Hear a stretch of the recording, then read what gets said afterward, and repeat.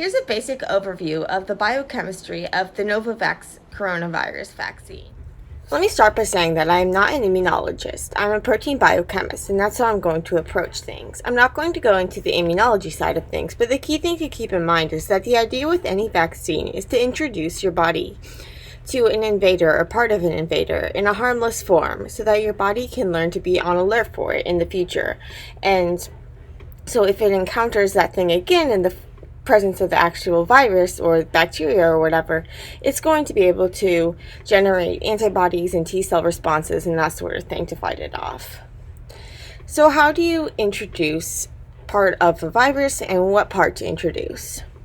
So with SARS-CoV-2, the virus that causes this COVID-19, it's the single-stranded RNA virus. And that RNA is coated in this protein called a nucleocapsid protein, or N, and it's surrounded by this membrane envelope that's embedded with these envelope proteins, and it has these spike proteins sticking out. And so normally you hear a lot about spike, and that's because spike is really important for the virus getting into cells. It's kind of like the docking station for the virus. So these spike proteins bind to receptors on the surface of our cells called ACE2 receptors, and they undergo this shape change. It's really dramatic, this shape change where they kind of like get the protein to the viral membrane to fuse with the cellular membrane and dump the viral RNA inside, where it can be used to get the cells to make more copies of the virus. So antibodies that bind spike makes a really good target for vaccines, because if you have antibodies that bind to spike, they can prevent spike from binding to ACE2. And without binding to ACE2, the virus can't dock onto your cells and can't undergo that dramatic shapeshift, which we call a conformational change, to get in. And so we call antibodies that have this ability to block the virus from getting in. We call these neutralizing antibodies, and those are like the gold standard of what a vaccine can help with. So how do you get that that spike protein to cells? So there are a few different methods. So we've looked at a couple of methods to get the instructions for making the spike protein to cells. So the basic idea of how you go from like the genetic recipe, the gene, to the protein is that there's this intermediate stage called messenger RNA. So you have the gene, so that's like the original recipe for the protein, and then in a process called transcription, copies of it get made in the form of RNA, and these are called messenger RNA copies. And this allows you to like amplify the signal and to not have to keep working with that original DNA as much. So you make lots of messenger RNA copies of this gene, and then each of those copies can be used over and over by these protein-making complexes called ribosomes. In a process called translation, they make a protein from those mRNA instructions. So some vaccine strategies introduce the gene to cells, and so a common way to do this is with a viral vector, such as an adenoviral vector. This is the strategy with like the Oxford AstraZeneca and the J&J vaccines. And so they take a different, a harmless virus, and they stick the gene the genetic recipe for the coronavirus spike protein into that harmless virus, and then use that to get that genetic recipe into cells so that those cells can make the protein. We've also looked at messenger RNA, like Moderna's and Pfizer-BioNTech's. So they give the mRNA copies of the vaccine because they don't have the viral machinery to get the that mRNA into cells. They use this thing called a lipid nanoparticle, where they coat it in this greasy, oily, lipidy nanoparticle thing, which helps it get into cells. And so these are what I like to call like make it yourself strategies. So they give the genetic instructions to the body and tell the body to make the protein themselves. There's also the look what I made for you category. And so this includes Novavax. And so the Novavax vaccine gives the protein itself already pre-made. But it doesn't just give like individual protein copies, it does this in the form of these virus-like particles. Where it has lots of copies of these proteins embedded in this kind of like clustery rosette thing, where they're all linked together at their center in the lipidy core. So how it works is, here's an overview and then we'll go into more detail. They use this thing called the baculovirus vector expression system to make the protein outside of the body in like big vats or bags in the lab. And so I talked about this system in yesterday's post because we use this system a lot in the lab to make proteins that we want to study.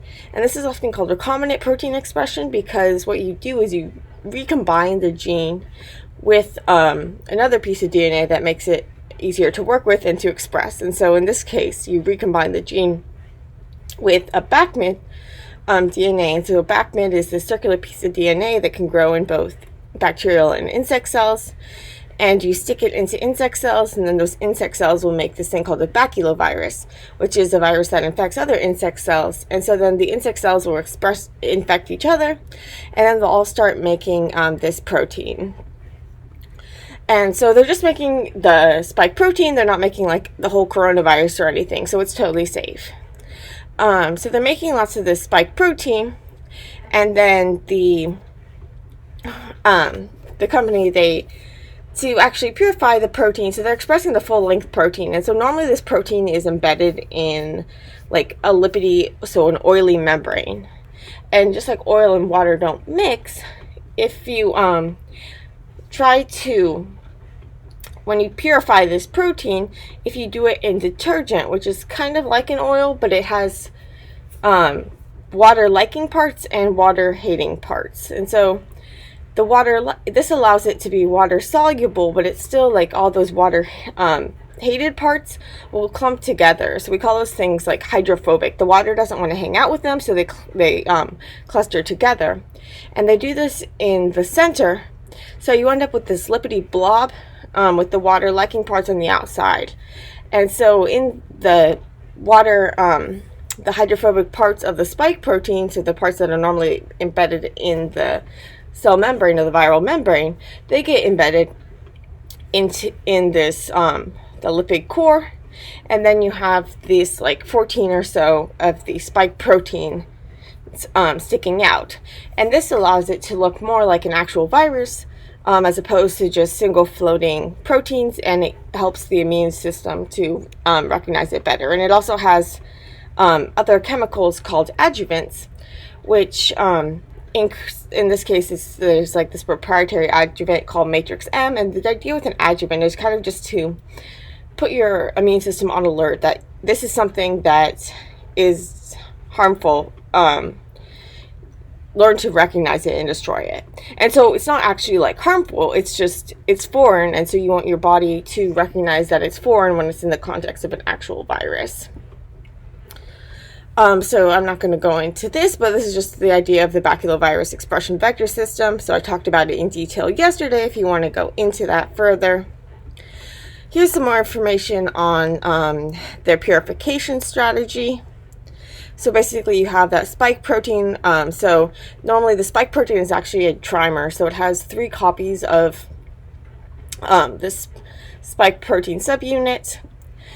And they have these a transmembrane domain, so that goes through the lipid membrane, and then the hydrophilic, the water-loved heads on the outside with the receptor binding domains. So normally, these phospholipids, so the cellular membranes and the viral membranes, they tend to form these bilayer membranes. So phospholipids and detergents are similar in that they have a hydrophobic, water-loving / water-loved head, and then a hydrophobic, water-excluded tail. But the phospholipids are bulkier and they have like double tails. So they tend to form these bilayer membranes if you stick them in water, where the hydrophilic parts on the outside and the hydrophobic parts are on the inside, kind of like a sandwich. Detergents, on the other hand, are less bulky and they have like these single tails. So they can form single layer, like bubble-like things called micelles. And if you put the protein, when you purify this spike protein, you can use detergent to break up the phospholipid membranes that the protein would be expressed in its natural state, and then it gets incorporated into these detergent micelles. And so you get like 14 or so of these per rosette, as you can see in this picture that was taken using a technique called negative stain electron microscopy, which I'm not going to go into, but you can see those honeycomb like things. Those are matrix M cages, and so matrix M is that adjuvant, so that thing that's added to help make it more immunogenic, so that the immune system responds more strongly to it. And then the detergent is this thing called PS80, polysorbate 80 detergent. So it's just this detergent and the protein, and it just naturally forms these nanoparticles. So sometimes you'll hear about nanoparticles that are kind of like engineered so they have like some sort of core protein that's then anchoring these various proteins to form a nanoparticle. That's not what we have here. Instead, it's just this natural formation of these rosettes because you're using the full-length protein, so it has that membrane embedded part. So that membrane embedded part will naturally want to hang out in that micelle. As I put here, this is a full-length protein, and with stabilizing mutations. So what do I mean by stabilizing mutations? So as I talked briefly about before, the spike protein undergoes this dramatic conformational change or shapeshift in order to get the viral genetic information into cells. And doing this requires the transformation from a pre-fusion state to a post-fusion state. And so in the pre-fusion conformation, the protein binds, then it gets cut by protein scissors called proteases, and this separates this, like the top of the protein, the S2 sub, or the top of the protein from the like inner part of the protein, and this exposes this fusion peptide, and so the peptide kind of like shoots out and latches onto the membrane and undergoes another shapeshift to pull the membranes together. And there are two protease sites, so two sites for those protein scissors to cut. There's this S1, S2 cleavage site, also known as the polybasic cleavage site or the furin cleavage site. And then there's the S2 prime cleavage site. And so that S2 prime cleavage site is the one that's required for freeing that S1 subunit. So getting that top part cut off so that the fusion peptide can jump out. And so you need to have that one in order to get the fusion to occur. But there's a second site, this S1, S2 site, and if it gets cut, it makes it easier for that S2 prime cleavage to occur. So basically the S2 prime cleavage is the one that's really needed in order to undergo the whole shapeshift. But the cleavage of this furin cleavage site makes it easier for that to happen. And so in order to keep that from happening, the Novavax manufacturers mutate that furin cleavage site so that it can't be cut by furin, and this way it'll be more stable and less liable to undergo that shapeshift. So here's just showing you where those different sites are. And so the Novavax vaccine, it has that furin cleavage site mutated, and as well it has these two proline mutations to help stabilize it. So proline is this protein letter, so a protein letter amino acid that's kind of like stiff, and so it helps stabilize the protein.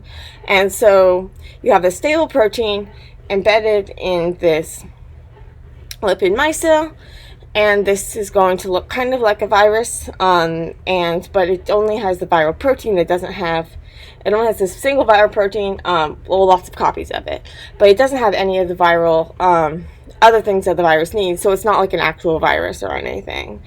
But your body can still learn to make antibodies and T-cell responses against the protein so that if it encounters the protein in the form of the actual virus, it will be able to respond.